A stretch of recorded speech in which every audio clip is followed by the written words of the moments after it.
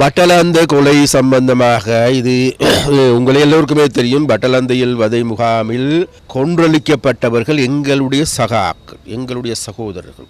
லட்சக்கணக்கான சித்திரவதை செய்யப்பட்டு அந்த வதை முகாம்களில் நானும் கூட ஒரு சில நாட்களாக இருந்திருக்கின்றேன். அவ்வாறான வதை முகாம்.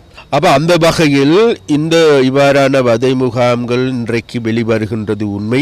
ஆனால் நாங்கள் ஒரு விடயத்தை சொல்லுகின்றோம், அந்த வதை முகாமில் இறந்து போனவர்கள் எங்களுடைய சகாக்கள் தான். ஆனால் அந்த சகாக்கள் இறக்கின்ற பொழுது அவர்களுடைய எதிர்பார்ப்பு கொண்டிருந்தது, அதாவது இந்த நாட்டுக்கு ஒரு நல்லது ஒரு தேசத்தை உருவாக்கி மக்களுக்கு சமத்துவத்தின் அடிப்படையில் வாழ வைக்க வேண்டும் என்பதே அந்த தோழர்களுடைய அந்த சகாக்களுடைய எதிர்பார்ப்புகளாகும். அதனால் எங்களுடைய பொறுப்பு இருக்கின்றது இந்த பட்டலந்தை வதை முகாமை மாத்திரம் வரையறுத்து விசாரிப்பதல்ல.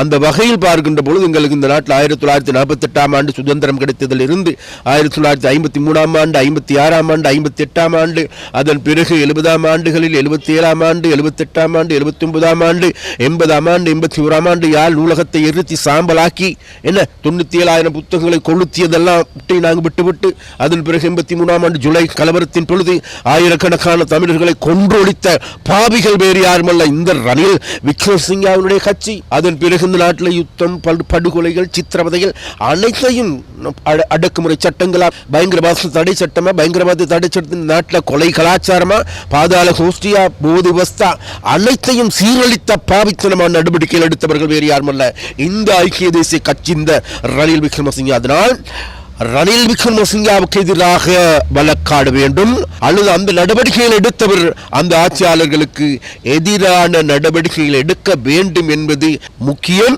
ஆனால் நாங்கள் அதை அனைத்தையும் இந்த பட்டலந்தைக்கு மாத்திரம் வரையறுக்க கூடாது என்பது எங்களுடைய நிலைப்பாடு.